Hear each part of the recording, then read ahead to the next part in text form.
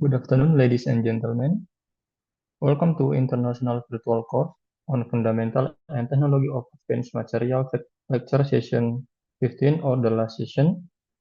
Before we begin the lecture session, let us pray together according to our respective belief and religious. Let us begin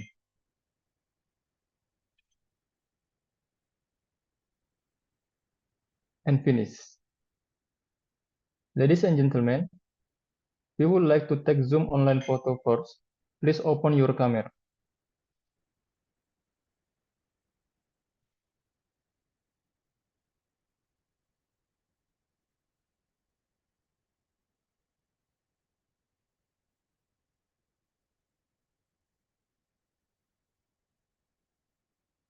Okay, we are ready to take the Zoom photo. Please give your smile. Yeah, one, two, and three. Okay, the next slide. One, two, and three. Okay, thank you. To all participants, today's lecture session will be given by Dr. Ahmad Fauzi from Pusat Penelitian Kelapa Sawit, Indonesia. The topic of today's lecture is Physics Mindset to Develop Farmer in Village, Holistic Approach, Science, Technology, Business, and Social. During lecture session, if you have any question, you can ask directly to the lecturer by using raise hand feature, or you can write down your question in the meeting chat, and the moderator will read the question. Let us begin lecture session. Please, Dr. Ahmad Fauzi, you can have your time.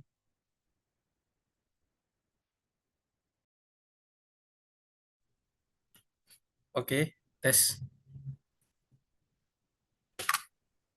Assalamualaikum warahmatullahi wabarakatuh. Waalaikumsalam. Good afternoon, everybody. Moderator, mungkin saya sudah izin ke Pak Dewa. Ini kebetulan saya bawa topiknya agak di luar fisika dan saya udah minta izin kemarin untuk berbahasa Indonesia, termasuk slide-nya ini ya. Ya, Pak, aman. Baik, baik, baik. Karena kemarin katanya juga dibuka untuk umum ya untuk sesi yang ini, jadi Ya, kita benar-benar. ya gitu. Dan ini memang topiknya agak-agak ke sosial ya, sharing-sharing pengalaman sebenarnya. Jadi ini kita bisa mulai aja ya, Pak Dewa. Iya, mangga, mangga, silakan. Ya. Eh, Berarti boleh ini ya, boleh share ini ya.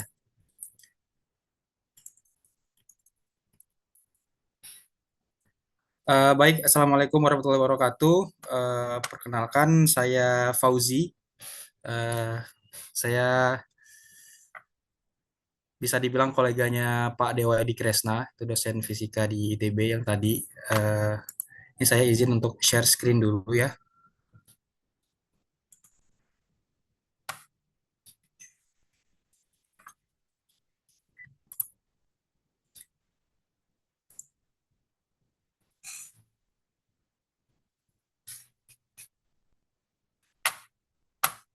Sudah kelihatan moderator?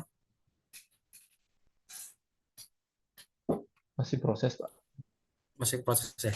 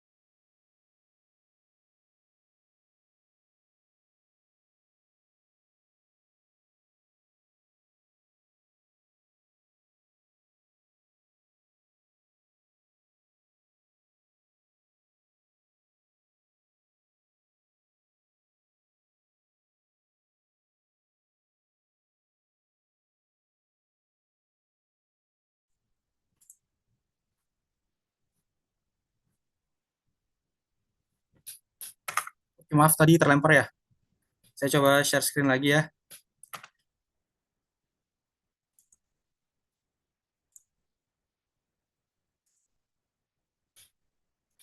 Apa udah kelihatan? Recording in progress. Halo, apa Udah, udah udah kelihatan Pak, ini? udah. Ya, Udah ya? ya Pak. Oke,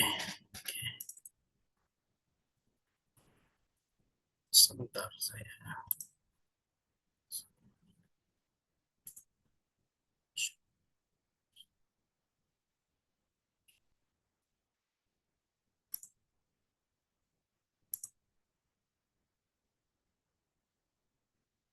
Oke, baik. Assalamualaikum warahmatullahi wabarakatuh.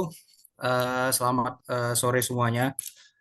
Sebelumnya saya perkenalkan diri saya Ahmad Fauzi. Saya dari desa ini sebenarnya, dari Koperasi Berkah Badijaya. Jadi di desa. Terus saya juga nyambil jadi staf di Pusat Penelitian Kelapa Sawit yang di bawah PT PN3 Holding. Jadi di sini saya ingin ngobrol masalah pengalaman saja. Kebetulan saya S1, S2, S3-nya fisika.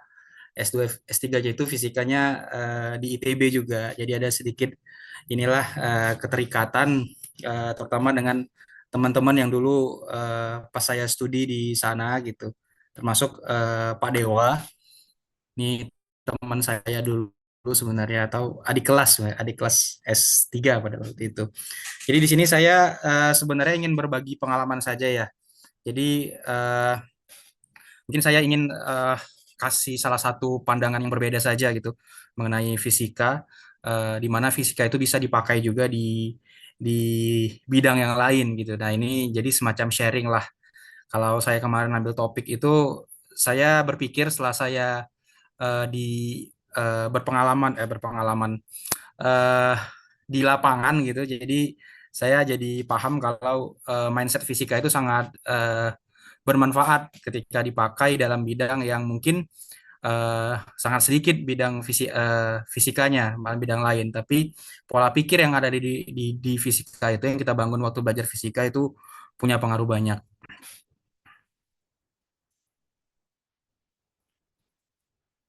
Oke, jadi di tahun 2020 itu saya selesai S3 tuh dari ITB. Kemudian saya pulang ke kampung halaman di Kabupaten Batubara.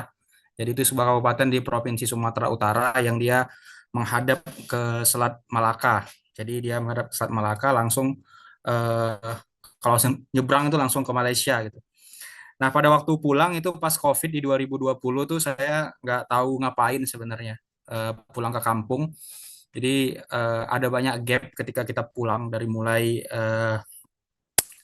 cara kita berpikir, terus cara kita berbahasa, cara kita bergaul itu lumayan tinggi gapnya pada waktu itu. Nah, karena tidak ada kerjaan di 2020 kena COVID, saya eh, karena dulu research ya, S3 kan research kan. Jadi karena dulu research ya saya coba keliling-keliling daerah saya gitu. Jadi di daerah saya itu unik. Jadi ada tiga, tiga, tiga komoditas utama gitu yang di ini masyarakatnya di kabupaten saya. Yang pertama ada perikanan dan nelayan itu karena berseberangan karena langsung berbatasan dengan Selat Malaka. Jadi dari dulu tuh nenek moyangnya mungkin udah melaut gitu. Termasuk beberapa keluarga saya juga nelayan gitu. Kemudian ada kebun kelapa. Kebun kelapa pada waktu itu ada karena kita daerah pantai, jadi lumayan banyak tuh. Bahkan kalau di Medan itu, di ibu kota provinsi Sumatera Utara itu kelapa kita terkenal, kenal lemak gitu. Kemudian ada pertanian cabai. Ada pertanian cabai yang ini juga buat saya terkejut karena saya baru tahu oh ada cabai di daerah saya gitu. Kalau dulu kan terkenal dengan ikan-ikan, dengan kelapa-kelapa, tiba-tiba ada cabai. Pada waktu itu semula saya nyari sebenarnya ada nggak sekolah gitu yang lebih bertautan lah dengan bidang kita gitu fisika. Ternyata pada waktu itu COVID sekolah nggak ada yang buka, jadi ada keterbatasan lah.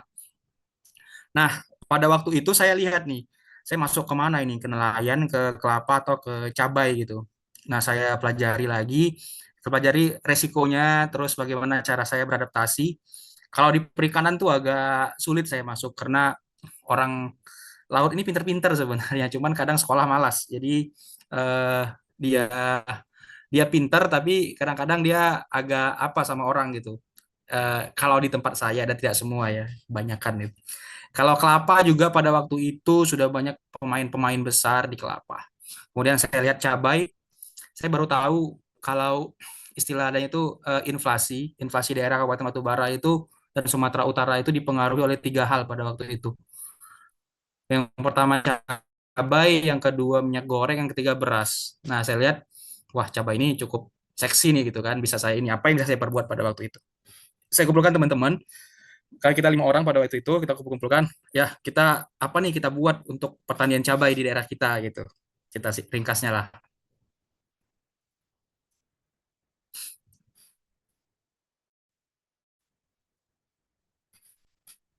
Loh, hilang dia.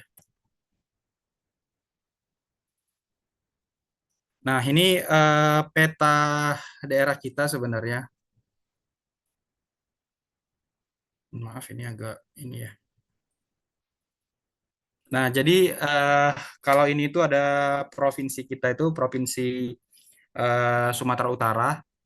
Eh, Terus provinsi Sumatera Utara tuh punya satu kabupaten nih. Nah, ini Kabupaten Batubara.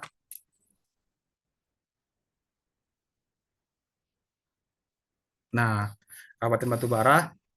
Jadi kalau kita perbesar lagi tuh di sini kalau kita lihat nih ada satu desa namanya Desa Lubuk Cuik.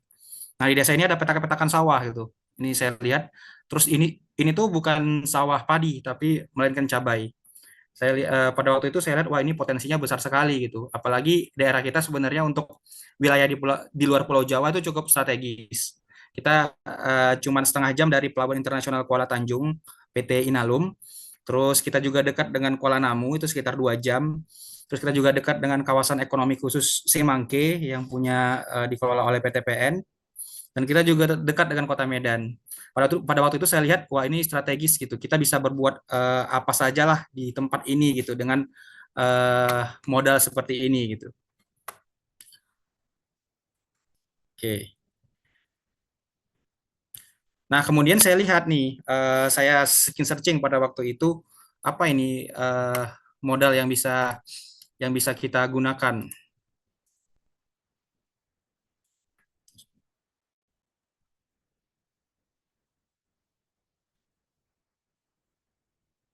Nah, bagaimana potensinya? Pada waktu itu saya ngulik-ngulik data BPS. Jadi saya baru tahu kalau produksi cabai di tempat kita itu ada 16.000 ton per tahun dengan luas cabai seluas 1.180 hektar. Dan ini menjadi penghasil cabai terbesar kedua di Sumatera Utara. Kemudian pemasaran cabai ini juga cukup luas. Pada waktu itu saya cek-cek, saya pelajari. Ada di Sumatera Utara, Sumatera Barat, dipasarkan juga Riau sampai Jambi. Nah, yang jadi problem di dunia pertanian, khususnya cabai itu, dia panennya serentak. Jadi sekali itu 1 tahun itu cuma ada dua kali panen, karena kan berdasarkan musim ya. Jadi panennya itu pas di tengah tahun sama akhir tahun. Nah, sekali panen itu dia cuma bertahan selama 45 hari. Jadi di tengah tahun itu 45 hari, di ujung tahun itu 45 hari. Jadi bisa dibayangkan cabai itu menumpuk di pas panen raya itu, di yang 2 kali setiap tahun. Nah, kemudian kita survei ya. Jadi kita identifikasi masalah pada waktu itu. Jadi kita ajak teman-teman nih yang tadi saya kumpulkan. Kita mula-mula datang itu ya, datang ke petani-petani cabai. Jadi kita coba apa sih yang bisa kita bantu gitu. Jadi kita datang pada waktu itu kita survei, kita datangi poktarnya dan lain-lain. Nah, dan ternyata kita rangkum itu ada beberapa permasalahan. Yang pertama fluktuatif harga dan pasokan hasil panen. Jadi karena tadi panennya cuma 2 kali, jadi harga cabai sepanjang tahun itu mengalami fluktuatif. Pas panen raya dia harganya rendah sekali, pas masa tanam atau masa tidak panen dia harga tinggi sekali. Itu problem yang pertama. Yang kedua, harga pupuk dan pestisida kimia yang meroket. Nah, ini dia saya juga orang fisika pada waktu itu belum paham sebenarnya pupuk pestisida itu. Tapi memang itu yang jadi keluhan masyarakat. Harganya sangat naik pada waktu itu zaman-zaman COVID dan waktu Rusia menyerang Ukraina kalau pada waktu itu karena di mereka itu penghasil gas jadi harga pupuk cukup berdampak. Kemudian gempuran industrialisasi ini produk olahan impor itu masuk terus kayak cabai kering, cabai olahan itu masuk sehingga agak rumit juga di ini cabainya. Terus yang terakhir, digitalisasi dan jaringan pasar. Nah, ini cukup rumit juga. Saya banyak sekali menemukan pada waktu itu masyarakat petani yang bahkan belum tahu cara pakai WhatsApp gitu. Gak usah lah, cara pakai smartphone belum, masih pakai yang api-api biasa ya. Bukan mungkin karena nggak ada uang, cuman memang memang masih belum belum bergerak ke sana.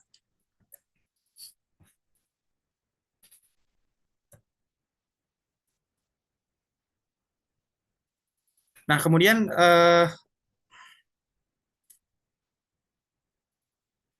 kita coba melakukan beberapa transformasi ya.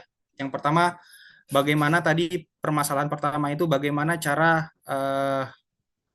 meredam harga harga cabai ketika fluktuatif.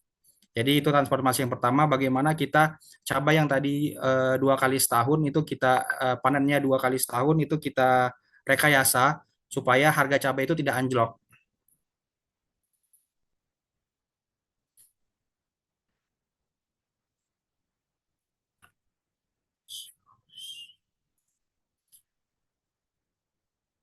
Nah, ini permasalahan cabai. Jadi permasalahan cabai yang pertama tadi, jadi kita tahu karena kita negara kepulauan ya di letak geografisnya di Katulistiwa, jadi bersifatnya itu musiman. Jadi dalam setahun itu hanya ada 2 kali panen raya. Nah, 2 kali panen raya dalam setiap tahun ini mengakibatkan suplai melimpah. Suplai melimpah ini dampaknya apa? Yang pertama tuh harga harga cabai itu anjlok ketika panen raya. Dan di batubara juga tidak ada pengolahan cabai pada waktu itu. Umur cabai yang singkat harus segera dijual. Kemudian pemasaran yang terbatas. Jadi kebanyakan petani itu terikat sama agen-agen yang udah ini mereka. Dan pola konsumsi. Jadi pola konsumsi masyarakat Indonesia itu masih menggunakan cabai segar untuk makanan sehari-hari. Sehingga sulit. Mau nggak mau cabai itu harus dijual pada hari itu juga kalau nggak busuk. Nah, dari permasalahan ini kita kita coba cari ini ya, cari solusi pada waktu itu. Apa saja solusinya? Jadi kita carilah, kita baca-baca, kita pelajari. Ternyata permasalahan cabai ini terjadi pada semua tempat gitu, termasuk di Jawa juga. Jadi ada satu solusi yang kita lihat solusinya yaitu terobosan diperlukan untuk mencapai harga cabai yang stabil melalui jaminan ketersediaan dengan manajemen rantai pasok dan inovasi produk. Nah, jadi kita ambil 2 kata kunci di sini. Yang pertama manajemen rantai pasok, yang kedua inovasi produk. Dari manajemen rantai pasok itu turunnya teknologi pasca panen. Karena ketika panen itu produk pasca panen itu yang harus kita kelola gimana caranya supaya dia tidak cepat busuk dan bisa kita tahan supaya nggak segera dijual. Nah, kita riset-riset lagi pada waktu itu dapatlah 2 teknologi. Yang pertama ada CAS, Control Atmosphere Storage. Jadi bagaimana si cabai itu kita simpan di mesin cas itu bisa tahan sampai 6 bulan. Cabai itu segar terus. Yang kedua kita tahu ada teknologi ozon. Nah, ini terkaitan dengan fisika juga. Pada itu kita hubungi ada Prof. Muhammad Nur dari Undip. Pak, kita ini nih, kita pengen nih gimana teknologi ozon karena basicnya fisika ya bisa membantu mengawetkan cabai gitu. Jadi pas panen raya cabainya bisa disimpan ketika harga mulai normal kembali baru kita jual. Kemudian ada inovasi produk. Inovasi produk ini si cabai itu harus diolah. Pada waktu itu kita mikir wah ini masih jauh, nah masih sedikit masyarakat yang mau pakai cabai olah. Kecuali di kota besar ya. Kalau di daerah itu di Sumatera itu masih mereka pakai ini masih ada cabai segar kok gitu. Walaupun mahal. Nah, dari dua solusi ini kita paling memungkinkan tuh teknologi ozon. Kalau cas ini Control Atmosphere Storage ini bisa, cuma pada waktu itu kita tanya tuh ke PT Pura di Jawa Timur itu harganya 6 miliar. Kita nggak sanggup beli pada waktu itu. Ini teknologi ozon itu ada buatan kampus ya, Fisika Undip, itu kita jajaki terus gitu.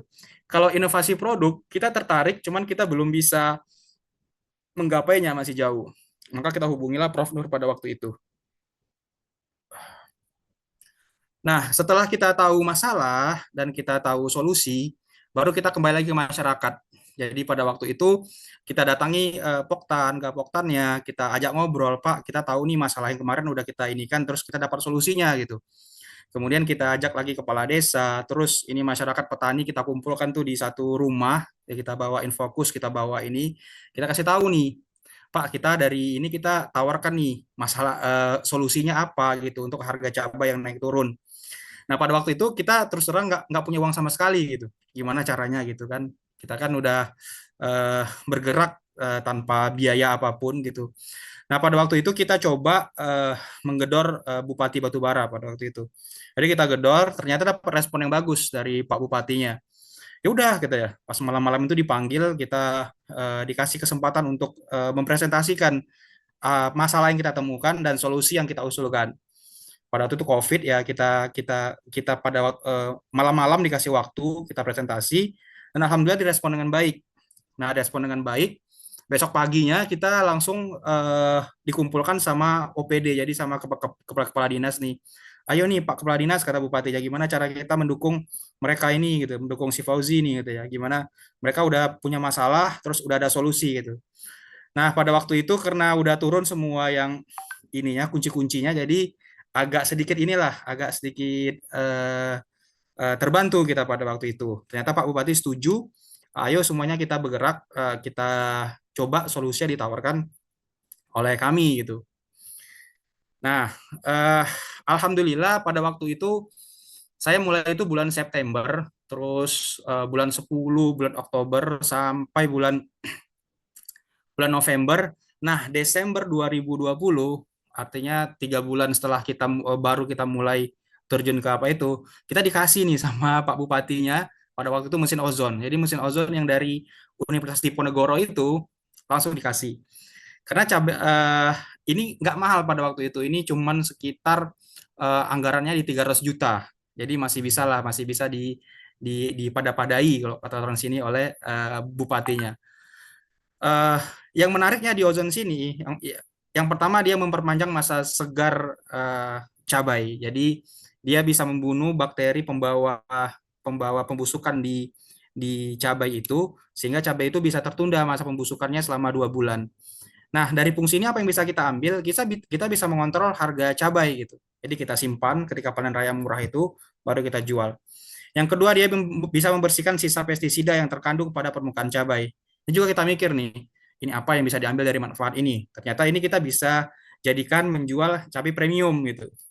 Terus yang ketiga, dia mengurangi kehilangan pasca panen. Nah, ini juga topik yang sangat menarik sebenarnya di dunia pertanian. Jadi ada namanya harvest loss. Itu isu yang unik juga gitu. Nah, di ozon ini bisa ini. Nah, yang menarik ozon ini sebenarnya teknologinya fisika plasma gitu. Jadi kayak dulu pernah gitu ini, tapi di memang expertnya Pak Prof Nur itu gitu. Jadi kita banyak banyak belajar. Nah, waktu itu di kampung itu pada pada heboh lah, ada alat mesin ozon itu gitu. Nah, ini ada ozon generatornya dimasukkan ke dalam air, terus airnya berozon, setelah dicuci baru dimasukkan ke dalam cold storage. Nah, kemudian ada problem pada waktu itu. Ketika alat ozon itu datang, ternyata nggak ada yang mau mengoperasikan. Jadi kenapa? Ozon ini bukan kayak cangkul ya. Kalau kita kasih cangkul ke petani, mereka bisa langsung pakai. Ternyata ozon ini kalau kita kasih ke petani, mereka harus butuh listrik, butuh air, butuh tenaga kerja, butuh modal untuk mengoperasionalkan itu. Karena dia bentuknya memang satu sistem gitu. Nah, ketika itu datang, kita kebingungan pas waktu itu ngasih ke Poktan, Poktannya nggak mau. Kami nggak ada uang nih, kami nggak bisa menjalankannya gitu. Pas kita datangi dulu BUMDes, BUMDes juga nggak mau, uang kita habis di bantai COVID gitu. Wah, kita deg-degan juga. Ini gimana gitu? Kita udah kita ini kan peralatan tapi nggak tanggung jawab gitu. Nah, maka kita datanglah pemuka agama di desa, kita obrolin, Pak, ini gimana Pak? Kita niat bantu gini gini gini. Kita datangi juga ketua Gapoktan ini, ada Pak Kamsir, terus ada orang yang disegani. Nah, pada waktu itu si para orang tua di desa itu bilang, ya udah kita bentuk koperasi aja gitu. Cuman agak sialnya ada 2 koperasi yang udah ada di desa Lubuk Cuik itu, tapi dua koperasinya udah bubar karena uang koperasinya dilarikan sama si ketuanya. Jadi pas mau bentuk koperasi itu memang bagus sih, memang itu ini kan unit bisnis, tapi pada masyarakat tuh pada pada jerah lah, pada trauma lah kalau dengar kata-kata koperasi. Akhirnya mau nggak mau kita buat lah, kita kumpulkan ini anggota koperasi itu namanya Koperasi Berkah Abadi Jaya. Nah, pada waktu itu kita minta bantuan nih sama ini ada Pak Kadis Koperasi Kabupaten Batubara. Pak, tolong dong Pak sosialisasikan koperasi ini ke desa, di mana mereka bisa yakin gitu supaya mereka mau masuk gitu. Setelah diyakinkan dapatlah kita anggota pertama tuh 16 orang. Nah, barulah kita bisa jalan gitu. Kita bentuklah koperasi, kita urus legalnya, kita urus NPWP-nya semua lah. Jadi kalau tadi di Desember alat itu datang, di 10 Februari itu kita baru baru resmi berdirinya, 6 Januari itu kita udah mulai bentuk. Nah, di koperasi inilah eh, kita mulai gitu. Jadi ozon itu datang bulan 12, panen udah selesai gitu. Jadi kita bentuk koperasinya bulan Januari 2021, kosong tuh cabai, baru di bulan Juni itu panen lagi, baru kita gunakan. Nah, kapasitas ozon yang dikasih itu cuma 1 ton, gitu. Sangat jauh dibandingkan dengan 8.000 ton per tahun, per sekali masa masa panen. Jadi eh, pada waktu bulan Juni itu harga cabai turun-turunnya. Di harga petani itu 7 sampai 8.000 per kilogram. Pada waktu itu kita koperasi gimana nih gitu. Kita harus harus bisa manfaatin ozon ini, harus bisa bertindak. Tapi pada waktu itu baru 16 orang. 16 orang itu setoran awalnya cuma 200.000. Jadi sekitar 3 juta uang kita. Gimana caranya kita beli cabai dari petani ini gitu. Nah, pada waktu itu kita kumpulkan anggota koperasi, gimana nih kita ini gitu ya. Ya udah saya kasih modalnya sekian, ini sekian kita kumpulkan. Alhamdulillah kita dapat beberapa juta pada waktu itu. Kita lihat perhatikan harga cabai. Jadi harga cabai di 7.000, di 8.000, kita beli ke anggota koperasi yang bertani itu 10.000. Karena kita hitung HPP produksi tani mereka itu di 10.000. Kita belilah di Juni, di 20 Juni itu sekitar 835 kilogram, karena kapasitas kita 1 ton. Jadi kita beli ke petani. Inilah uang yang pertama kita putar pada waktu itu. Nah, kita selain ozon itu kita juga ngajari petani itu bagaimana yang biasanya mereka panen pakai karung, kita kasih keranjang, kita ajari mereka mengumpulkannya supaya cabainya nggak patah-patah, kita kumpulin ke dalam gudang, terus kita ajari mereka bagaimana cara pakai ozonnya, mereka timbang, inilah. Kemudian eh, barulah kita laksanakan ozon tadi. Jadi ini mulai dicuci, terus disortir, dicuci pakai air ozon, baru kita simpan di dalam cold storage. Nah, ini tuh pada waktu itulah panen raya. Nah, kemudian setelah itu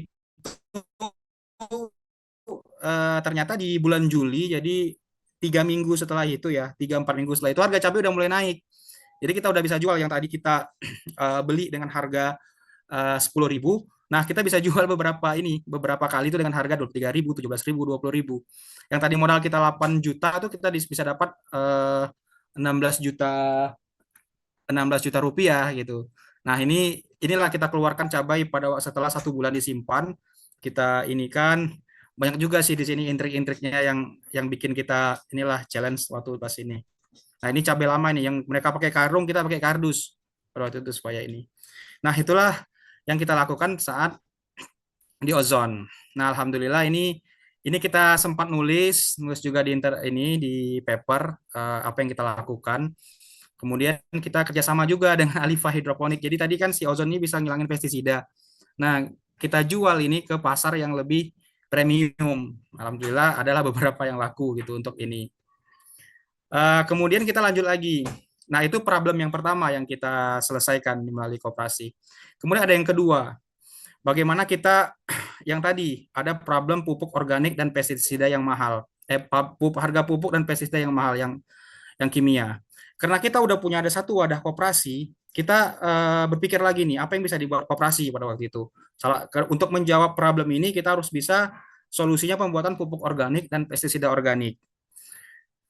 Karena saya dari fisika pada waktu itu belum tahu apa-apa, jadi saya banyak belajar dari petani nih, dari para pendamping di pertanian. Kita buka divisi usaha baru, kita buat pertanian organik. Rupanya mereka pada udah bisa. Jadi ini kita buat pembiakan jamur trichoderma. Jadi kalau di cabai itu ada jamur yang saya lupa namanya, patek itu. Nah, salah satu yang bisa ininya itu pakai trichoderma. Trichoderma itu Sterilisasinya karena nggak ada autoclave, kita pakai ini aja, dikukus. Terus mediumnya pakai medium jagung. Ini dia udah pakai kayak sarung tangan, alkohol supaya nggak ada bakteri pencemar. Nah ini kita membiarkan bakterisida ini kalau nggak salah. Ini pakai apa ya? Pakai aerator. Nah ini juga ini kita buat ini kita buat pupuk organik, POC ini dari bonggol pisang ini semua. Ini bantuan juga dari Fakultas Pertanian USU gitu, yang nanti menguji kandungan organik. Kemudian kita buat pestisida organik, ini juga ini kayak pesta ya, kayak pesta jadi kita kayak ada serai, ada macam-macam lah yang untuk ini. Nah, ini produk-produk ini kita jual ke masyarakat, ke petani gitu. Memang tidak bisa menghilangkan 100% kimia, tapi ini cukup membantu lah sekitar 20%, 30% dari pemakaian pupuk dan pestisida kimia yang mereka pakai sehari-hari. Nah, alhamdulillah pada waktu itu kita juga di-lead juga sama Bank Indonesia. Jadi kita dapat bantuan sama Bank Indonesia untuk varietas baru dan mendukung organik ini. Itu yang kedua. Kemudian yang ketiga. Nah, yang ketiga ini adalah permasalahan mengenai tadi. Jadi kalau kita lihat olahan cabai itu belum ada di Sumatera Utara. Nah, kita pengen mengajarin masyarakat bagaimana kita menuju ke industrialisasi pengolahan cabai. Dan di sini kita inisiasi pembangunan pabrik pasta cabai. Nah, kalau kita lihat tadi ozon yang pertama, itu kan sudah bisa dibilang sudah berhasil ya. Kita udah pakai beberapa kali. Tapi kita lihat impact dari ozon itu sangat kecil. Karena dia bisa menyimpan hanya 800 kilogram sampai 1 ton gitu. Sedangkan di Lubuk Cuwik itu sekali panen raya aja itu 8.000 ton. Nah, ini menjadi kelemahan di ozon. Jadi kapasitas cold storage-nya terbatas. Terus kalau kita mau scaling up peralatan juga mahal. Nah, daya simpannya itu cuma 2 bulan. Terus cabainya itu masih dalam bentuk segar sebenarnya. Nah, ini menjadi ini kita kemarin. Ini gimana ya caranya ya? Pada waktu itu kita ngobrol sama Pak Bupati. Pak Bupati mengusulkan gimana kalau kita besar cold storage-nya sampai 100 ton pada waktu itu. Tapi ketika kita itu kan pakai anggaran ya, kita sampai ke DPRD, kita kalah waktu di DPRD karena pada waktu itu masih prioritas pemulihan pasca COVID lah pada waktu itu.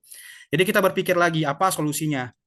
Kita masuk ke opsi yang tadi ditawarkan oleh pakar cabai, yaitu bagaimana inovasi produk dengan menggunakan produk olahan. Kita berpikir lagi nih, apa produk olahan yang bisa disimpan, yang bisa kita manfaatkan. Cabai kering kita kalah dengan cabai kering India. Cabai bubuk masyarakat nggak suka cabai bubuk. Nah, pada waktu kita ke pasar, kita lihat ada di pasar itu, di pajak kalau di sini namanya, di pasar itu ada orang-orang yang jual bumbu-bumbu yang udah siap itu. Jadi kita berpikir berarti masyarakat udah mulai menerima nih sambal-sambal olahan, cabai olahan, tapi bentuknya masih basah. Makanya pada waktu itu kita buat sepakat gimana kalau kita buat yang namanya chili paste namanya atau pasta cabai atau cabai giling yang bentuknya masih basah gitu. Nah, inilah kita coba propose. Nah, karena kita tidak tahu pada waktu itu pasta cabai, saya terus terang nggak tahu sekali pasta cabai itu apa. Kemudian kita undanglah beberapa masukan dari akademisi, terus masukan dari praktisi juga. Ya, alhamdulillah sekali COVID ya, jadi kita nggak perlu undang para akademisi itu ke tempat, jadi cukup dengan Zoom saja. Ada Prof. Elisa Julianti, Pangan USU, ada Profesor Tengku Sabrina, Pertanian USU, ada Pak Albari, Teknologi Pangan Undip. Kemudian ada praktisi itu ada Mas Titah, ini dari PT Mitra Usaha Hortindo, satu-satunya pabrik pasta cabai di Indonesia pada waktu itu, dan ada Pak Muklis Bahraini, praktisi ingredient food industry. Nah, kemudian kita diskusi sama mereka gimana nih bagus nggak prospeknya ini. Mereka bilang ini bagus. Ini kita lihat di ekspor itu volume ekspor dan impor itu impor produk olahan tuh naik terus katanya. Jadi kita masih punya pasar yang sangat besar. Mulailah kita. Jadi saya buatlah pada waktu itu saya nggak tahu karena saya dulu di ITB sering buat proposal. Jadi saya coba-coba bikin proposalnya. Saya lihat data dari BPS. Ini data nasional ya. Jadi yang industri pengolahan itu hanya sekitar 5% ya yang masuk ya. Kalau di Sumatera Utara itu 0,2% yang masuk ke industri pengolahan. Bayangkan dari 1 kilo dari berapa kilogram dari puluhan ribu ton cabai yang dihasilkan itu hanya 0,2% yang masuk industri pengolahan.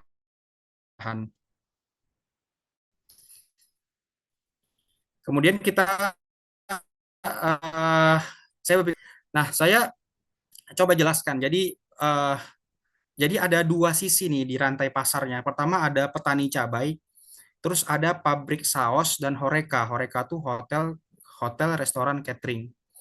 Kalau kita bayangkan, nggak mungkin orang pabrik atau orang horeca ini ngambil langsung ke petani cabai.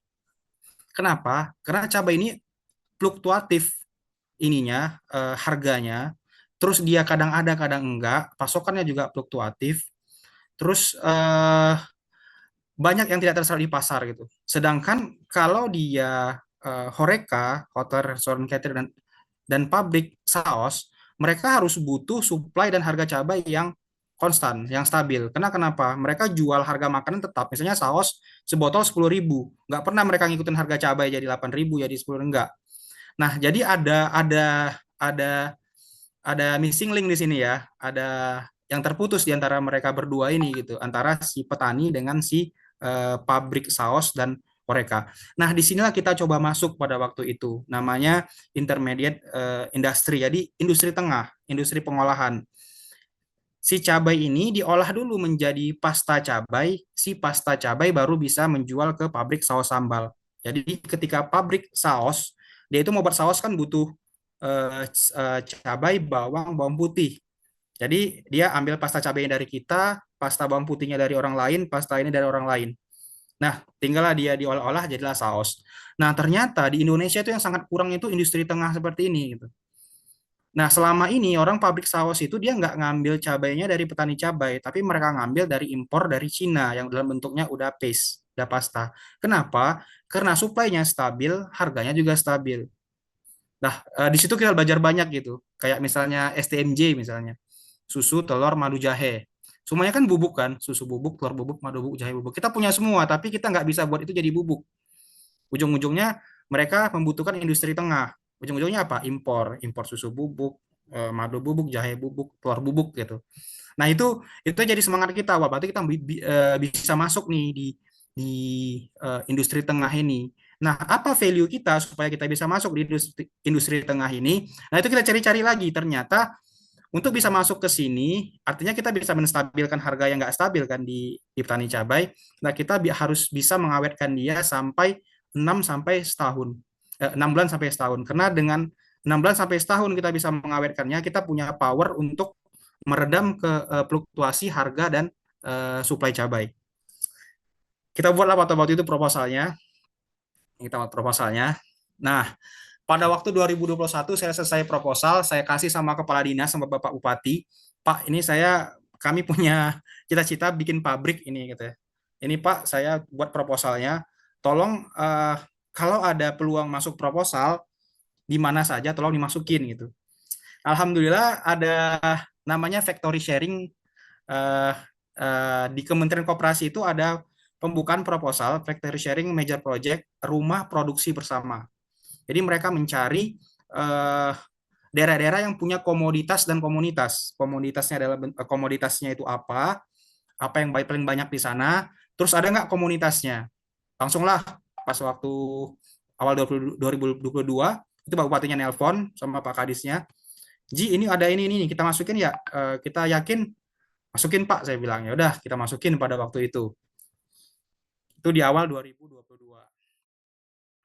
Nah, alhamdulillah di Maret 2022 kita ditelepon sama orang Bappenas pada waktu itu bahwa kita salah satu yang terpilih penerima ini. Jadi ada 10 ini. Ada 10 yang diterima dari seluruh Indonesia. Jadi kita ajukan 2022, itu penerapannya di 2023, makanya sini 2000 major project namanya dari Bappenas. Ada Aceh dari Nilam, Sumatera Utara kita cabai merah, ada Tanah Laut Kalsel itu karet, Jogja itu susu, Jawa Tengah rotan, Bali kakao, dan yang lainnya itu. Wah, itu waktu itu kita terkejut sekali gitu. Berapa proyeksi yang dana yang bakal dikasih, kata mereka tak terbatas gitu, tergantung bagaimana kalian bisa membangun bisnis ini, gitu, kata Kemenkop pada waktu itu. Lanjutlah kita di tahun 2022, kita terus mengikuti proses yang sangat panjang. Jadi kita langsung ada survei survei tim Bappenas pada waktu itu dan Kemenkop UMKM. Mereka bilang mereka pengen melihat apakah proposal itu benar-benar gitu kan, apakah benar sesuai. Jadi mereka monitoring ini dengan Bapak Wakil Bupati, kita diskusi sama tim mereka. Ya kita jalanilah itu dari pertengahan tahun 2022. Nah, jadi karena kita udah mengajukan gitu, mereka sudah mengiyakan, kita dikasih jalan-jalan nih, dikasih dalam bentuk studi banding. Jadi kita studi banding ke PT Mitra Usaha Hortindo yang di Kediri, yang pemilik pasta cabai satu-satunya di Indonesia. Kita petani-petani koperasi diajak ke sana, ke Kediri, melihat bisa nggak kalian buat pabrik seperti ini gitu, bisa nggak kita buat. Kita pelajari dari mulai boilernya, dari mulai inilah produksi satu line produksi yang berkapasitas kita ajukan kemarin itu 300 kg per jam pasta cabai. Seiring waktu kita terus belajar, jadi ini kita datang ke studi banding juga ke PT Oremco pada waktu itu di Bekasi. Kita pelajari satu persatu peralatannya apa aja, dari mulai alat blanching, mixing, sampai ke retorting, sampai ke filling, itu semua kita pelajari gitu. Ya tadi alhamdulillah mindset fisika itu sangat membantu ya. Jadi logika itu sangat ini ya, sangat bermanfaat. Jadi sedikit saja dijelaskan kita oh paham gitu. Ini untuk ini gitu. Tinggal tinggal kita mengikuti protokol yang sudah ada aja intinya. Kemudian kita usulkan lagi pada waktu itu eh jadi di 2022 pertengahan sampai 2022 akhir kita studi banding, belajar ininya, gimana itunya. Nah, di Oktober 2023 itu udah pembangunan fisik. Jadi fisik ya. Jadi lumayan selama waktu setahun itu kita berproses. Alhamdulillah sekarang udah dibangun. Jadi di Desember 23 tuh kayak gini keadaannya. Ini mesin, ini bangunan, semua dibangun sama pemerintah. Kalau nggak salah itu kemarin 9,7 miliar yang dikucurkan oleh kementerian, oleh Pemda sekitar 5 miliar gitu ya. Jadi ada 15 miliar yang dana yang dikucurkan untuk ini gitu. Nah, di sini koperasi sebagai apa? Kita ditunjuk sebagai pengelola karena kita yang mengusulkan di awal. Nah, ini juga tantangan sebenarnya ya. Jadi banyak sekali yang kita nggak tahu itu jadi tahu. Ini proses pembangunan, kita rekrut karyawan, kita latih, kita cari resepnya, kita kembangkan R&D, bagaimana buat pasta cabai yang sesuai dengan permintaan dari customer kita cari customer langsung di Kota Medan, siapa nih yang mau beli ini gitu. Dengan kapasitas 3 ton per hari itu sebenarnya cukup deg-degan juga apakah ada ini pasar itu, tapi kita coba gitu mencari pasar yang bisa mendistribusikan pasta cabai ini. Kemudian ini commissioning akhir. Alhamdulillah ini udah banyak sekali yang datang. Itu ada Pak Menteri, ada Pak Gubernur, ada Pak Bupati melihat inilah kemarin. Jadi ini ada proses ini. Ini saya cepet-cepetin aja nih Pak Dewa. Jadi ada monitoring dan evaluasi juga. Jadi ini ada Pak Teten yang datang, terus ini ada Pak Zabadi juga, terus ada Bapak Kapolres. Banyaklah yang bantu kita gitu supaya pabrik ini cepat ini. Karena kita tahu juga background kita nggak ada ngolah pabrik, tapi kita berani mengajukan gitu. Dan banyak sekali pendampingan yang dikasih sama pemerintahan. Nah, ini kita buat kemarin itu ekosistem bisnisnya gitu, di mana posisi kita, bagaimana kita jadi ada 3 ya kunci utamanya. Pertama dari bahan bakunya, terus dari produksinya, terus pasar, bagaimana kita menjamin ini, ada distributor, ada off-taker, kita ada konsultan juga, di mana investor bisa masuk, kita siapkan, terus bahan baku itu bagaimana ada terus dia sepanjang tahun, terus bagaimana kita kelola bahan pendukungnya, itu kita olah di lab, terus SDM-nya kita didik gimana kita membranding produk, bagaimana kita buat lab-nya itu. Sekarang lab-nya udah punya ini Pak Dewa udah punya mesin untuk mengukur viskositas, mengukur tingkat kepedasan, level kepedasan SHU, terus ngukur apa lagi ya, ngukur keasaman semualah kita ini kan. Terus siapa yang pengelolaan limbahnya itu kita pelajari cepat gitu supaya kita bisa ini dengan banyak bantu-bantuan dan pendampingan sebenarnya. Kemudian ini ini pengembangan pasar. Ini yang paling sulit sebenarnya di pasar karena kita benar-benar fighting ya di pasar. Bagaimana kita kasih contoh ini cabai kita bisa nggak dijual. Alhamdulillah kita udah punya satu MOU ya dengan pabrik saus di Kota Medan, itu udah namanya PT Sahabi Food Indonesia. Alhamdulillah mereka udah PO ke kita untuk pasta cabai. Nah ini karena tim-tim pemasaran yang juga lumayan solid gitu. Kemudian kita eh, ini R&D kita ngembangin, ini lab kita bagaimana mengembangin pasta cabai yang sesuai dengan permintaan industri, bagaimana kepedasannya, bagaimana keasamannya, tahannya berapa lama, itu semua kita kita lakuin gitu. Terus kita juga mengurus semua perizinan. Nah ini seru juga nih BPOM itu. Jadi ada namanya mesinnya retort. Jadi kalau di masa ibu-ibu namanya Presto ya. Kalau kita di lab tuh dulu autoclave. Kalau di pabrik itu namanya, di industri namanya retort. Nah ini lumayan banyak fisikanya karena manfaatin ada steam uap yang bertekanan dan bersuhu. Nah ini kemarin kita lewati ya uji F0. Kemudian kita ngurus SNI, BPOM dan lainnya lah.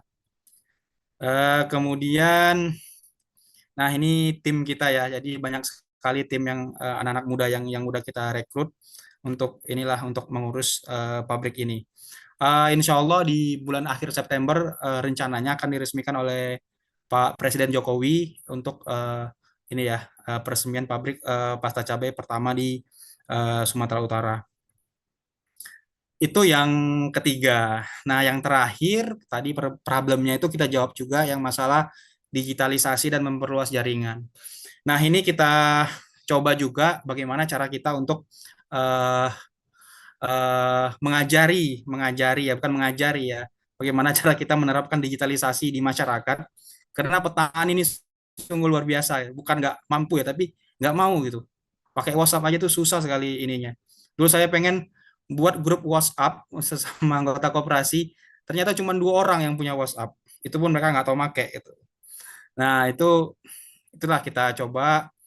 Kita tiap hari dulu ya, kita rapat bulanan di koperasi, kita eh, obrolin lah kayak apa aja masalahnya ke mereka, karena mereka sebenarnya solutif juga gitu, cuman komunikasi aja sih yang diperkuat.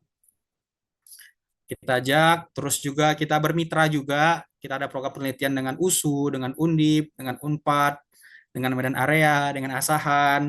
Terus kemarin juga jajaki juga sama Pak Dewa di ITB, cuman belum lulus aja ya Pak ya, belum jebol aja ininya eh proposalnya.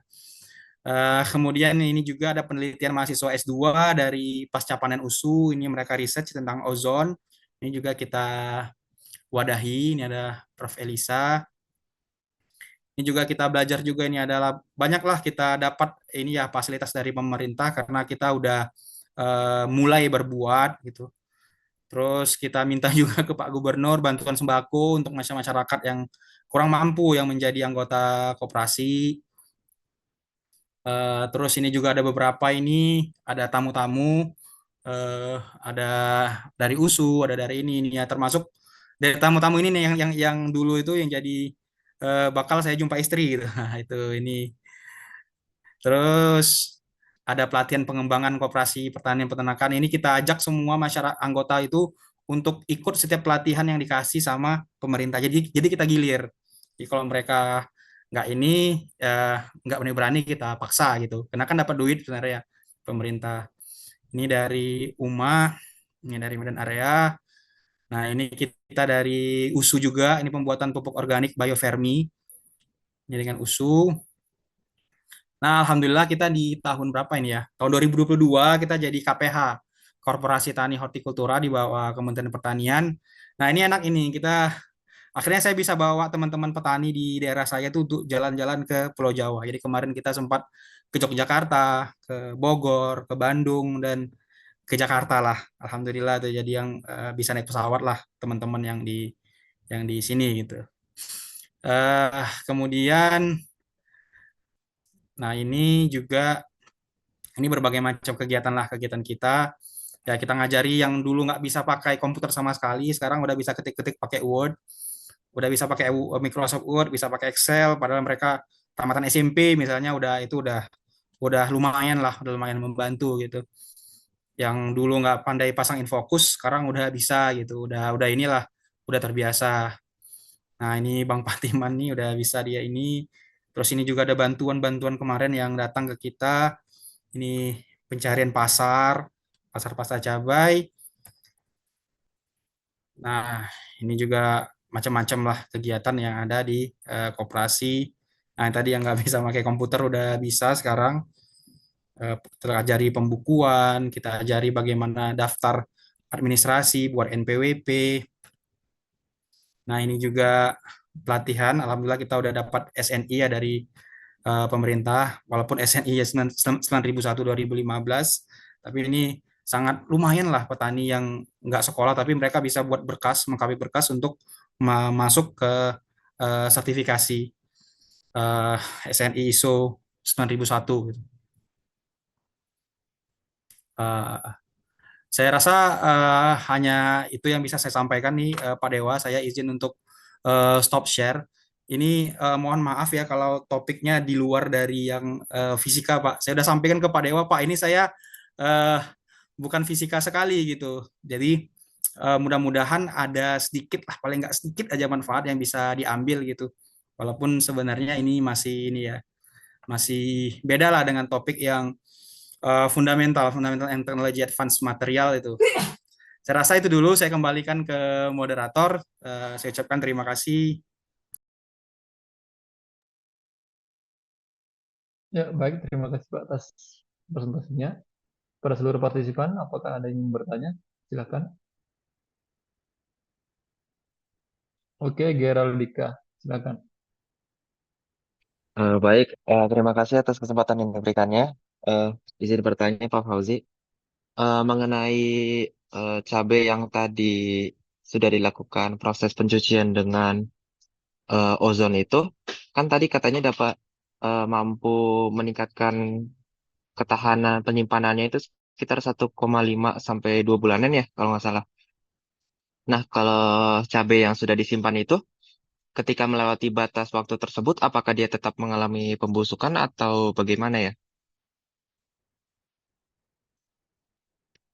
Langsung jawab Terima ya. kasih. Ya, iya. Ya, langsung Pak. Jadi tetap busuk sebenarnya. Karena kalau kita lihat apa penyebab pembusukan pada cabai itu kan ada berbagai macam ini. Yang pertama dia busuk karena memang sel-selnya itu ya. Jadi ada memang dia busuk secara secara alami. Yang kedua pembusuknya itu karena mikroorganisme. Yang ketiga kena kerusakan.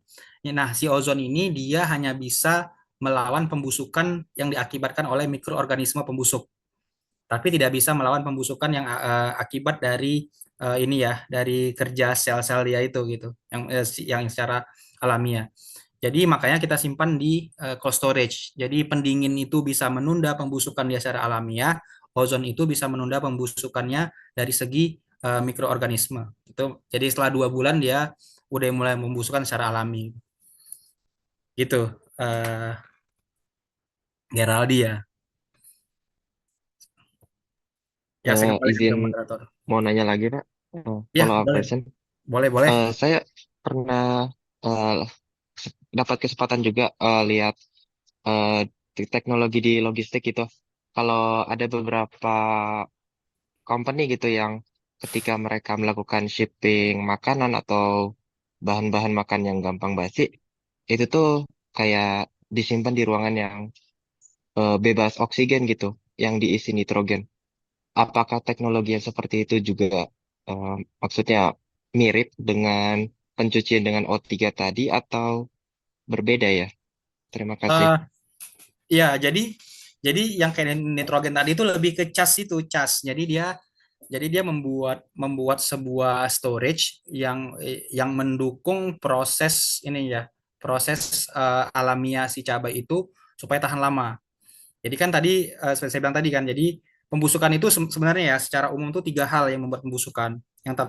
Yang pertama memang dari kinerja sel dia ya secara alamiah. Yang kedua itu karena mikroorganisme pembusuk. Yang ketiga akibat kerusakan. Jadi kalau kita patahin cabai itu jadi rusak dan cepat membusuk dia. Nah, kalau yang tadi nitrogen itu dia menghalangi pembusukan itu dari segi alamiahnya. Nah, ini agak sulit karena agak sulit dan mahal. Jadi kita benar-benar kontrol. Dan makanya tadi ada alat yang tadi yang saya kasih solusi tadi yang cas tadi, kontrol atmosfer storage. Jadi di dalam storage itu memang kita kontrol si atmosfer di dalamnya, termasuk dari kita kasih nitrogen kah, kita kasih hidrogen, kita kasih apa itu supaya pembusukan alamiahnya tertunda. Nah, kalau O3 ini dia karena reaksi ketika ini ya, ketika pembentukan oksigen setelah terpecah itu ya dari di dalam ininya generatornya, dia melepaskan ini ya, melepaskan eh, melepaskan partikel-partikel ya yang bisa untuk menghancurkan si mikroorganisme pembusuk yang berada di permukaan cabai. Nah, jadi dia beda sama yang tadi itu yang nitrogen yang itu lebih ke dia mengontrol ininya, mengontrol atmosfernya. Itu tadi cas yang mahal. Kalau kita lebih menghancurkan si pembusuk, si mikroorganisme pembusuk. Terima kasih.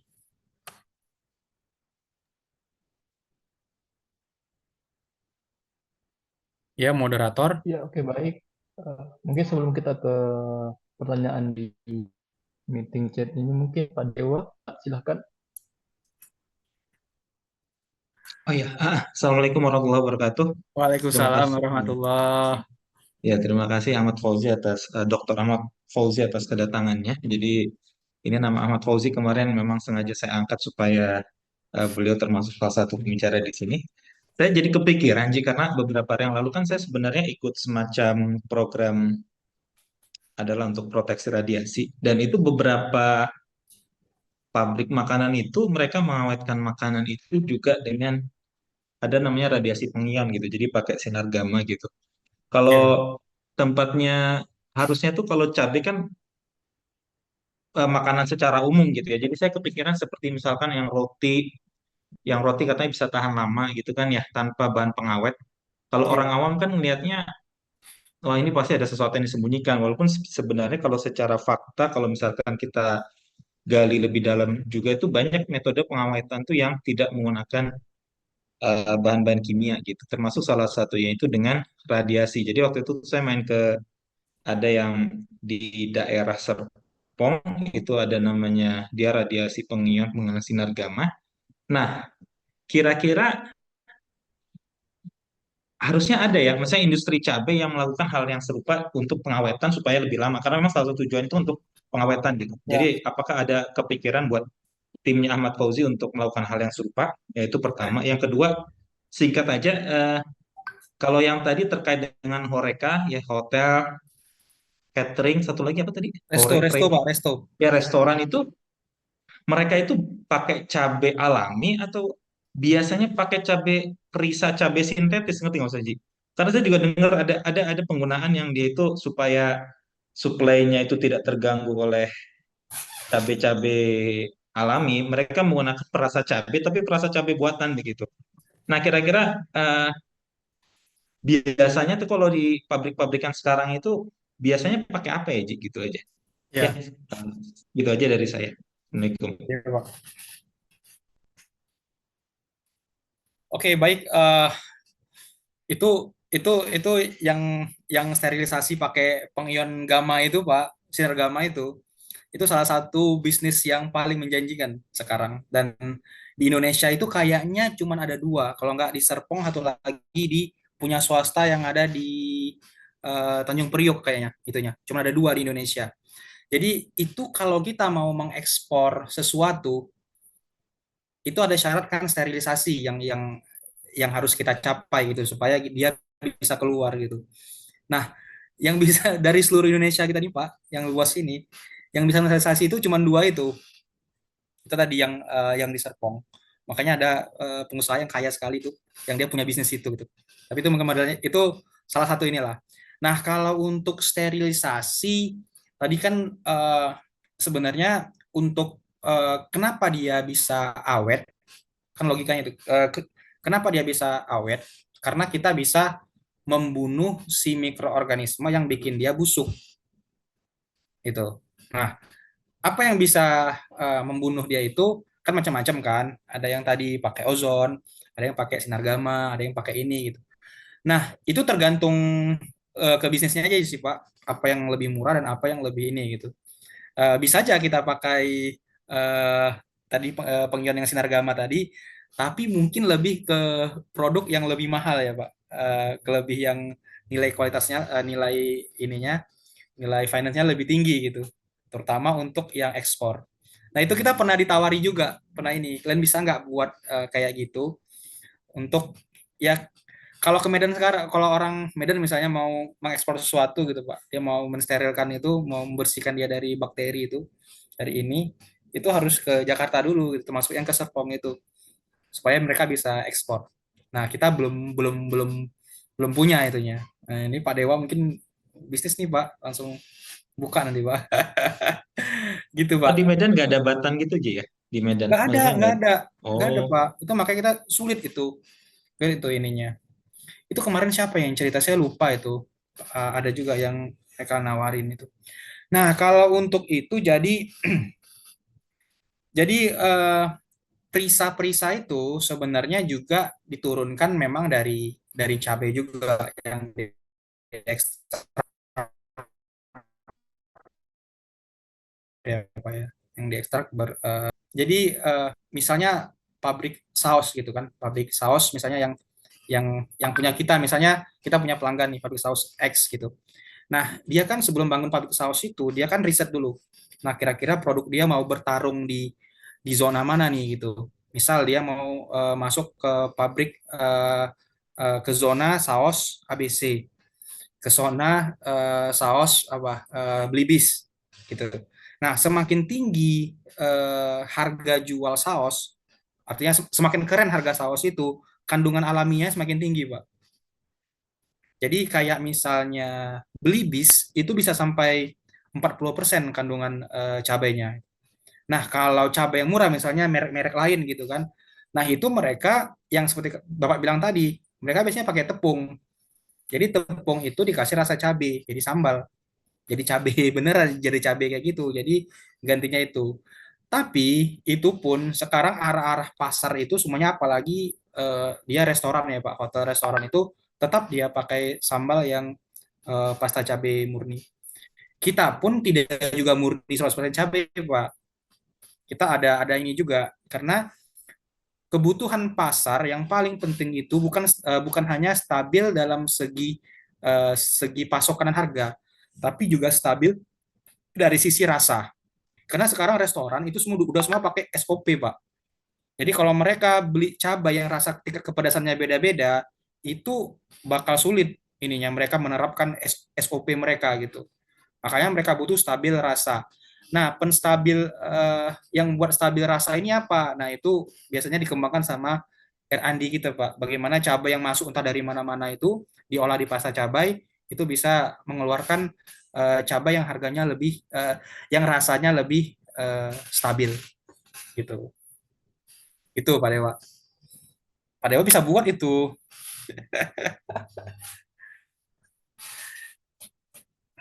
Silakan, silakan. Ya, baik, Pak. Kita lanjut ke pertanyaan meeting chat ini. Perkenalkan nama saya Afra, saya ingin bertanya Pak, bagaimana Bapak dapat menganalisis dan mengoptimalkan rantai pasok cabai untuk mengurangi fluktuasi harga dan meningkatkan kesejahteraan petani tanpa investasi besar dalam teknologi pengawetan, sambil mempertimbangkan bagaimana perubahan kecil dalam rantai pasok dapat berdampak besar pada harga dan stabilitas pasar. Wah, ini benar-benar anak ITB nih Pak pertanyaannya Pak. Jadi bagaimana kita menganalisis dan mengoptimalkan rantai pasok cabai untuk mengurangi fluktuasi harga dan meningkatkan kesejahteraan petani tanpa investasi besar eh, dalam teknologi pengawetan. Jadi sebenarnya kita pertama untuk membantu petani itu pas di awal-awal memang nothing tulus ya. Kita tanpa beban pada waktu itu. Jadi sebenarnya kita nggak ada mikir kemana-mana bagaimana caranya, bagaimana. Dan pada waktu itu kita juga sadar kita nggak punya uang, nggak punya duit, lagi sulit kan karena nggak bekerja. Tapi pada waktu itu kita terus terang ada privilege yang embel-embel dokter ya di depan saya itu, jadi agak-agak membantu sebenarnya. Saya tidak bisa ini kan. Jadi pada waktu itu saya bisa manfaatkan itu untuk bagaimana secara saya mengakses orang-orang gitu supaya meyakinkan kita ini problem masyarakat sebenarnya yang tanggung jawab kan pemerintah gitu. Itu dulu dasar dasar saya pada waktu itu. Jadi seharusnya pemerintah nih, tapi kadang-kadang kan pemerintah kan punya keterbatasan juga. Nah, kita memposisikan diri kita bagaimana kita menjadi penyambung gitu, menyambung antara masyarakat dengan pemerintah. Nah, kita sadar itu investasinya cukup besar gitu, ratusan juta pada waktu itu gitu. Kalau kalau Pak Dewa mungkin nggak mudah lah ya gitu. Kalau kita waktu di awal-awal tuh kita sulit. Jadi pada waktu itu ya caranya ya kita harus kita harus propose itu ke pemerintah. Nah ini mau diterima nggak? Karena posisi kita seperti itu gitu. Jadi ya udah pada waktu itu makanya bisa diinikan, bisa dieksekusi gitu. Nah itu juga yang menjadi kita milihnya ke koperasi gitu. Bagaimana kita tadi saya ceritakan bagaimana kita menghimpun dana awal untuk mengelola ini ya dari koperasi itu. Dan terus terang untuk kita nggak terlalu besar sebenarnya. Di ozon itu kapasitasnya cuma 1 ton dibandingkan dengan uh, apa hasil cabai kita itu 8.000 ton sekali panen. Jadi memang kalau dibilang optimal itu belum terlalu optimal sebenarnya. Dan dampaknya untuk pasar yang udah kebentuk itu masih dikit. Jadi agen-agen cabai atau tengkulak cabai itu aja mereka bisa menerima cabai itu sekitar 1.000 tonan. Itu kan cuma beberapa kan itu kan. Sedangkan kita 1 ton. Jadi untuk rantai pasoknya sendiri, kalau untuk rantai pasok yang kita itu masih mudah mendapatkan 1 ton cabai untuk di ozon itu masih bisa di cover sama orang-orang koperasi kita gitu. Itu kalau ininya. Dan kalau tanpa investasi besar itu kita udah terjawab ya. Karena kita memang posisinya sebagai ini ya, kita cuma modal modal ide aja sebenarnya ya yang paling tanggung jawab kan pemerintah karena itu kan pakai uang masyarakat ya uang rakyat kita gedor dan gimana bisa turun gitu. Eh, dan bagaimana perubahan kecil dalam sektor pasar dapat dapat berdampak besar pada harga dan stabilitas pasar. Nah, jadi ini dia. Jadi eh, dari awal saya sudah lihat ya bagaimana rumitnya cabai ini gitu. Mulai dari penanamannya. Nanamnya aja sulit cabai ini, cukup sulit dibandingkan sama kalau sama sawit itu sawit jauh lebih gampang. Nah, ini cabai ini cukup sulit dan kita pengen selain nanamnya sulit, pasarnya juga sulit. Banyak orang-orang yang kontrol harga, kontrol ini gitu. Nah, bagaimana kita bisa berdampak nih ya, bisa berdampak besar pada harga dan sebagainya. Itu tadi kita coba masuk bukan melalui ozon, tapi kita masuk melalui si pabrik yang chili paste tadi. Ini pun kita masih sedikit ya, kita kapasitasnya itu 2 ton, 2 ton lah bisa 2 ton per hari, jadi ada sekitar 60 ton per bulan. Setahun itu 400 ton. Sedangkan cabai merah aja yang kita hasilkan itu 16.000 ton kan per tahun di 2 kali panen. Jadi memang untuk berdampak besar itunya kita belum mencapai itu gitu. Karena kita sangat bergantung dengan pola konsumsi masyarakat, bagaimana kestabilan pertanian kita, bagaimana irigasi air, banyak sekali ininya parameter yang bakal mengontrol itu semua gitu. Saya rasa terima kasih ya Afra, ini bagus pertanyaannya. Saya kembalikan ke moderator. Ya, oke, baik, Mbak. Ya, Muhammad Faikar, silahkan. Oke, terima kasih Pak atas presentasinya. Mau nanya Pak, ini apa itu bagaimana ya Pak? Bagaimana Bapak tuh bisa menjamin keterusan operasi selama apabila Bapak nanti meninggalkan desa tersebut gitu Pak? Soalnya memang paling banyak dari apa aplikatif science itu kan begitu ditinggalin entah barangnya rusak atau desa tidak mau melanjutkan atau bagaimana gitu Pak. Itu kan sering banget kejadiannya Ya, gitu Pak. ya, ini bagus. Nah, terus yang kedua, Ya. Nah, terus yang kedua, untuk pembentukan proposal, Pak. Tadi kan Bapak kan bilang bahwa berkali-kali membentuk proposal pertama ke Bupati, terus ke DPR, terus ke DPRD, maaf Pak, terus ke pemerintah. Nah, itu tuh Bapak bagaimana menentukan laju masuk dan laju keluar gitu, Pak. Soalnya kan tadi Bapak bilang baru setelah jadi pabrik, baru Bapak cari pangsa pasar, cari penerima produk Bapak gitu.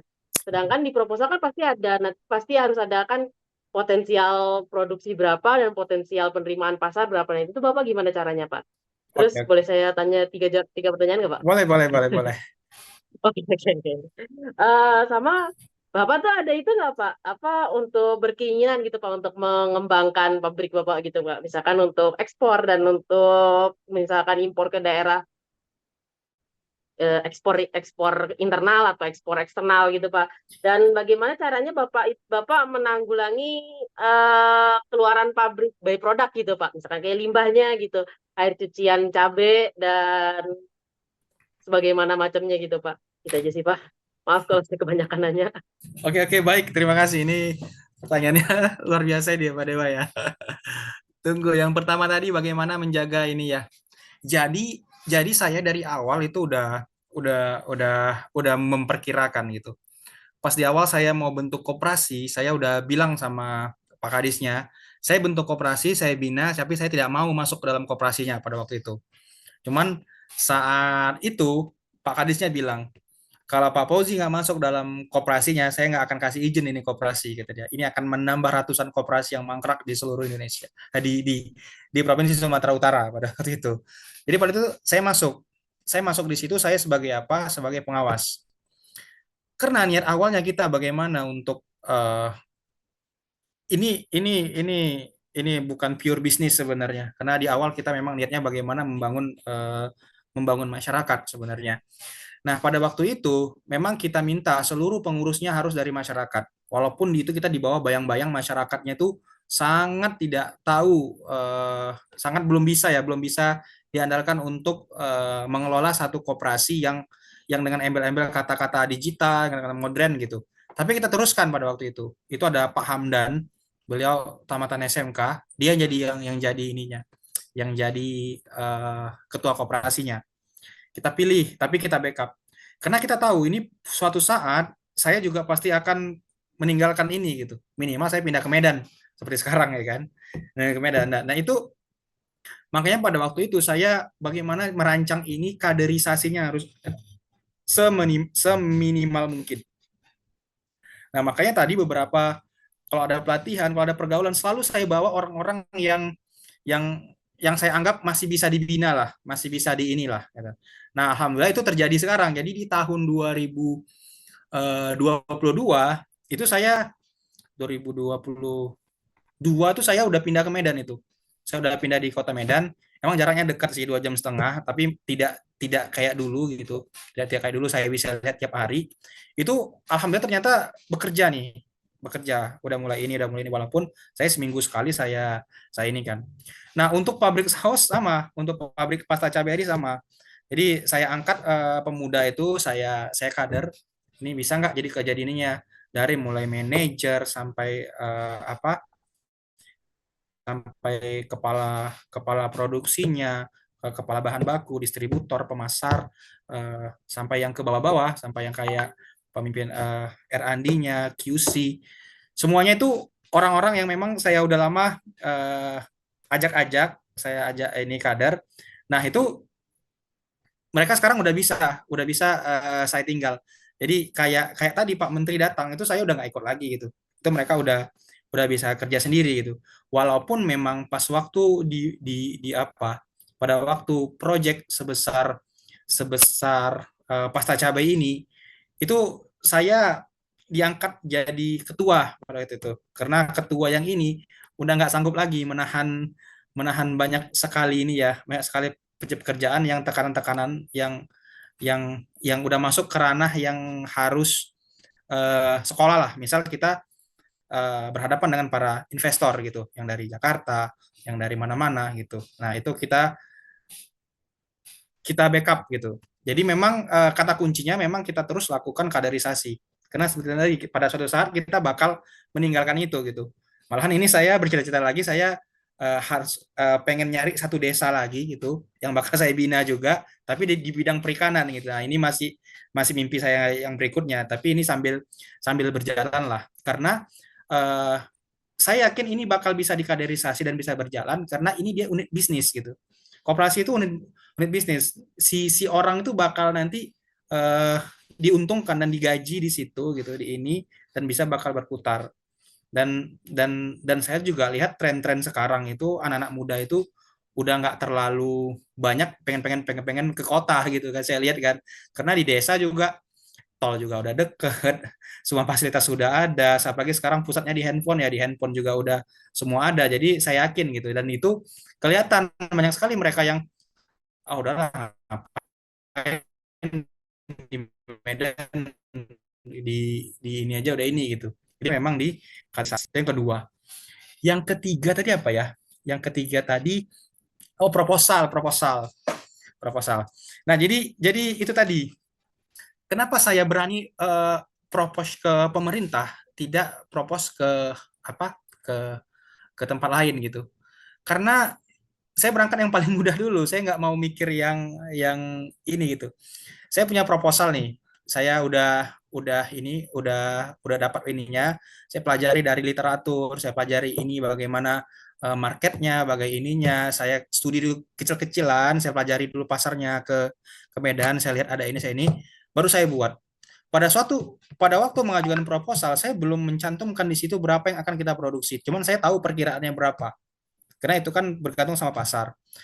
Pas waktu proposal itu di ini, itu kan kita kan kayak ngusulkan syarat dia kan cuman ada komoditas ada komunitas gitu, karena sifatnya pemerintah dia pasti akan mengasih pendampingan dan pelayanan ke masyarakat. Nah itu yang saya manfaatkan gitu, makanya pas waktu proposal awal itu sama kayak proposal riset. Jadi proposal riset itu kan sebenarnya kita belum melakukan riset sebenarnya ya, cuman kita punya track record di situ mungkin ya. Kalau kita dulu kan Pak Dewa, kita oh ini bisa-bisa nih buat risetnya gitu kan. Nanti kan bagaimana berjalannya itu kan ketika berjalan. Begitulah kerja sama pemerintah, berhubungan sama pemerintahan gitu. Beda kalau kita misalnya propose bisnis ke investor yang swasta gitu. Mereka pasti minta, oh ini pasarnya berapa, ini berapa, bisa nggak, berapa masuknya, berapa ininya, siapa orangnya, berapa keluarnya gitu. Nah, kita bisa sambil jalan. Saya juga udah prediksi dari awal pembangunan pabrik itu minimal 3 tahun. Ini kan 2022 kan, ini cepat nih 2024 ini mau mau ini kan. Saya masih berpikir pada waktu itu ini menuju itu kita bisa bernafas, masih bisa bernafas mencari item-item yang bakal dibutuhkan oleh si pemberi dana gitu. Inilah apalah apalah inilah semuanya itu. Dan alhamdulillah itu eh, bisa terlewati lah dikit demi sedikit. Nah, itu tadilah bagaimana dulu Pak Dewa ngajari saya buat proposal ya, jadi agak inilah agak tahu-tahu dikit lah ininya. Eh, ada lagi nggak kira-kira tadi? Saya lupa tiga, tiga tadi atau empat apa? Faikar. Satu lagi ini sih Pak, Bapak ada keinginan untuk mengembangkan lebih nggak Pak? Oh ya ya.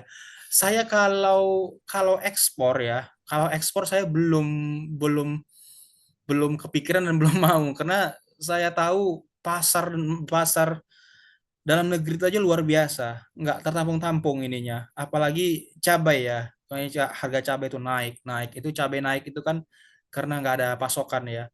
Orang-orang di kedai-kedai di resto-resto itu sangat membutuhkan cabai gitu, membutuhkan cabai yang dalam bentuk pasta itu. Dan itu mereka mau nggak mau harus harus memakai itu gitu, karena untuk menjaga kestabilan tadi, kestabilan harga mereka.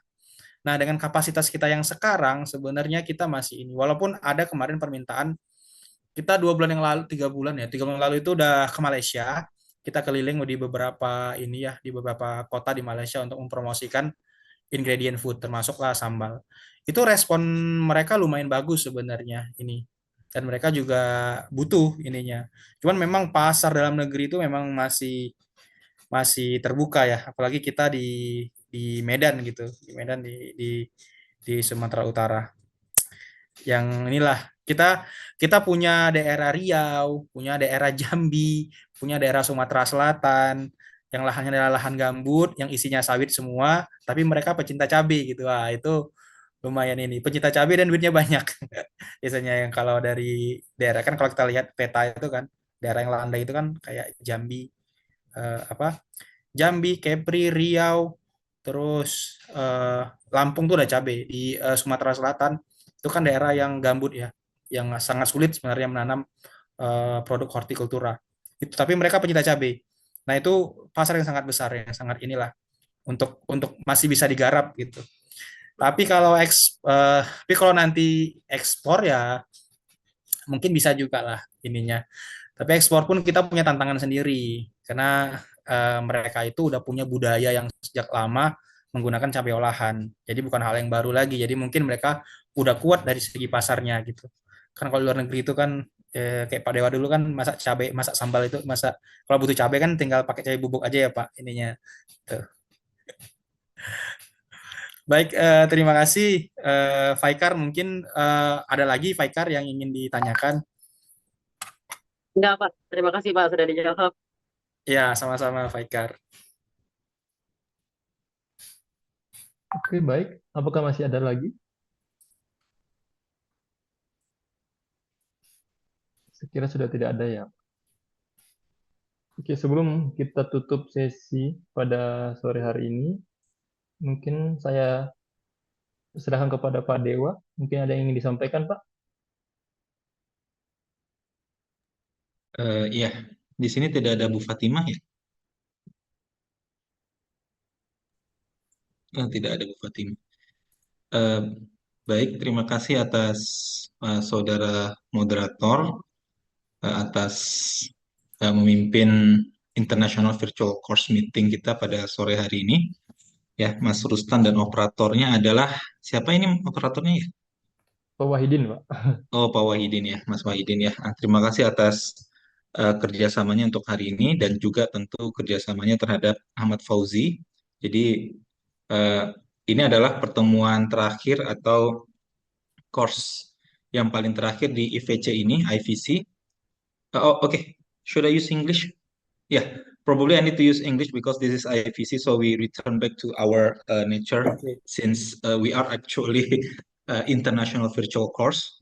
I would like to thank all the participants that attend the today's course, and some of the participants are not even the participants, the real participants ya. I saw many names here like Jasmika. Jasmika is like dari ini ya, tell you.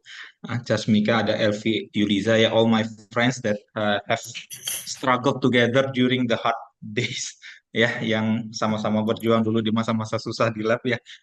Jadi saya sangat berterima kasih sekali atas kehadirannya ini sekaligus reuni kita. Ada Dan Jasmine, Pak. ya ada Jasmika, ada Uni Alfi gitu ya.